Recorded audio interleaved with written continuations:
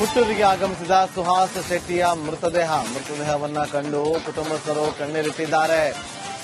ನಿವಾಸದ ಬಳಿ ಸೇರಿದ ಹಿಂದೂ ಕಾರ್ಯಕರ್ತರು ಹುಲಿಮಜ್ಜಲು ತೋಟದ ಮನೆಗೆ ಆಗಮಿಸಿದಂತಹ ಮೃತದೇಹ.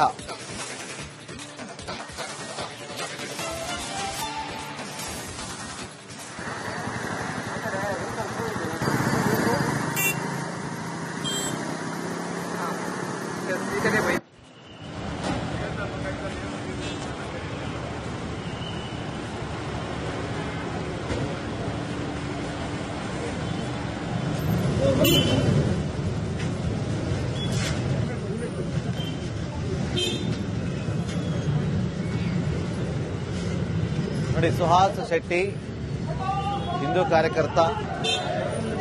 ಆತನ ಮೇಲೆ ರೌಡಿ ಶೀಟ್ ಅನ್ನು ಕೂಡ ಓಪನ್ ಮಾಡಲಾಗಿತ್ತು. ಸುಹಾಸ್ ಶೆಟ್ಟಿ ಈ ಹಿಂದೆ ನಡೆದಂತಹ ಒಂದು ಕೊಲೆ ಪ್ರಕರಣದಲ್ಲಿ ಭಾಗಿಯಾಗಿದ್ರು, ಅರೆಸ್ಟ್ ಕೂಡ ಆಗಿತ್ತು. ಈಗ ಅವರ ಸ್ವಗ್ರಾಮಕ್ಕೆ ಮೃತದೇಹವನ್ನ ತರಲಾಗಿದೆ. ಹಿಂದೂ ಕಾರ್ಯಕರ್ತರು ಜಮಾವಣೆಗೊಂಡಿದ್ದಾರೆ. ಪ್ರತೀಕಾರಕ್ಕೋಸ್ಕರ ಈ ಹತ್ಯೆ ಆಯ್ತಾ ಅನ್ನುವ ಚರ್ಚೆಗಳು ದೊಡ್ಡ ಮಟ್ಟದಲ್ಲಿ ನಡೀತಾ ಇದೆ. ತನಿಖೆಯಿಂದ ಗೊತ್ತಾಗಬೇಕು, ಏನೇ ಆದ್ರೂ ತನಿಖೆಯಿಂದ ಆಗ್ಬೇಕು.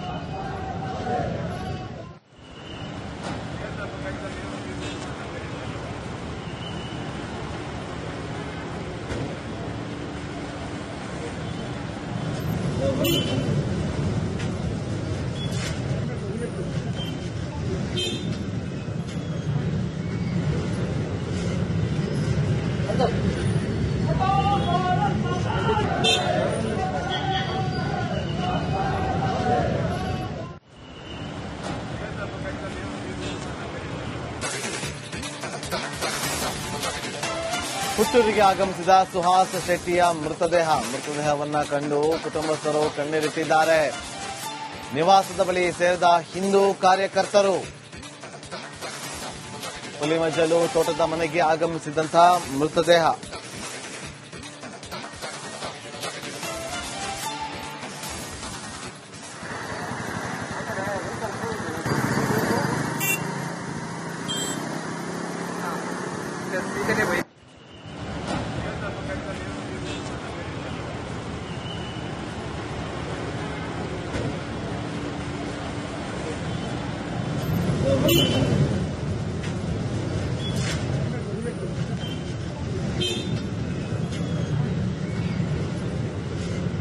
ನೋಡಿ, ಸುಹಾಸ್ ಶೆಟ್ಟಿ ಹಿಂದೂ ಕಾರ್ಯಕರ್ತ.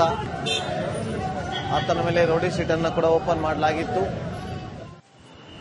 ಸುಹಾಸ್ ಶೆಟ್ಟಿ ಈ ಹಿಂದೆ ನಡೆದಂತಹ ಒಂದು ಕೊಲೆ ಪ್ರಕರಣದಲ್ಲಿ ಭಾಗಿಯಾಗಿದ್ರು, ಅರೆಸ್ಟ್ ಕೂಡ ಆಗಿತ್ತು. ಈಗ ಅವರ ಸ್ವಗ್ರಾಮಕ್ಕೆ ಮೃತದೇಹವನ್ನ ತರಲಾಗಿದೆ. ಹಿಂದೂ ಕಾರ್ಯಕರ್ತರು ಜಮಾವಣೆಗೊಂಡಿದ್ದಾರೆ. ಪ್ರತೀಕಾರಕ್ಕೋಸ್ಕರ ಈ ಹತ್ಯೆ ಆಯ್ತಾ ಅನ್ನುವ ಚರ್ಚೆಗಳು ದೊಡ್ಡ ಮಟ್ಟದಲ್ಲಿ ನಡೀತಾ ಇದೆ. ತನಿಖೆಯಿಂದ ಗೊತ್ತಾಗಬೇಕು, ಏನೇ ಆದ್ರೂ ತನಿಖೆಯಿಂದ ಆಗ್ಬೇಕು.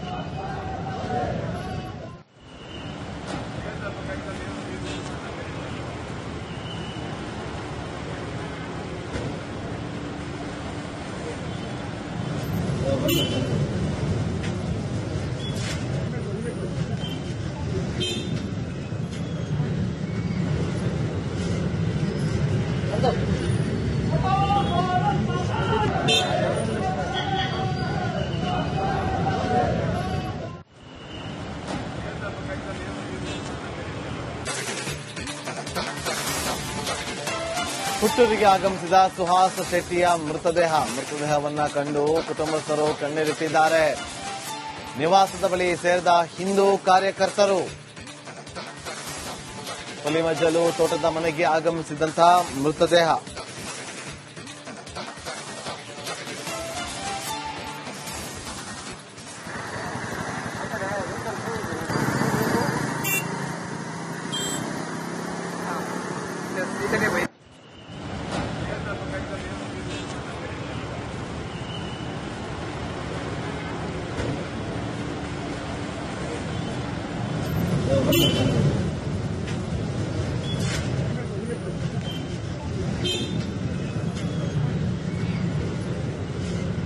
ನೋಡಿ, ಸುಹಾಸ್ ಶೆಟ್ಟಿ ಹಿಂದೂ ಕಾರ್ಯಕರ್ತ.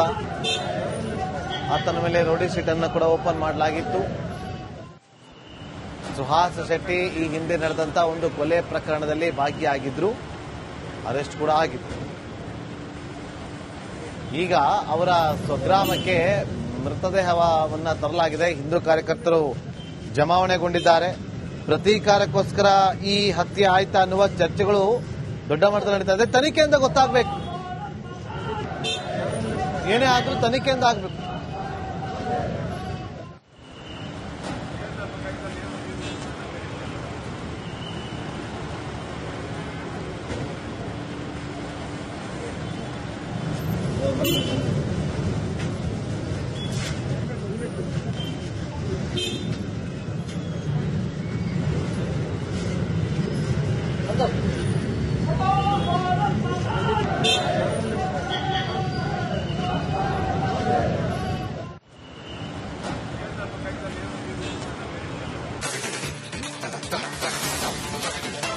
ಪುತ್ತೂರಿಗೆ ಆಗಮಿಸಿದ ಸುಹಾಸ್ ಶೆಟ್ಟಿಯ ಮೃತದೇಹವನ್ನ ಕಂಡು ಕುಟುಂಬಸ್ಥರು ಕಣ್ಣೀರಿಟ್ಟಿದ್ದಾರೆ.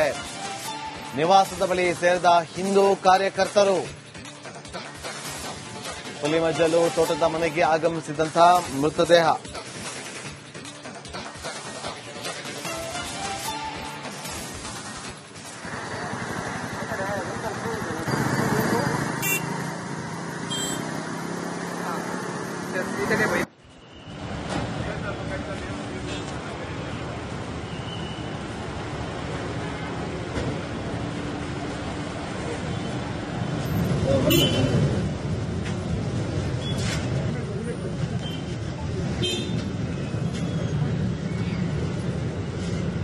ನೋಡಿ. ಸುಹಾಸ್ ಶೆಟ್ಟಿ ಹಿಂದೂ ಕಾರ್ಯಕರ್ತ, ಆತನ ಮೇಲೆ ರೌಡಿ ಶೀಟ್ ಅನ್ನು ಕೂಡ ಓಪನ್ ಮಾಡಲಾಗಿತ್ತು.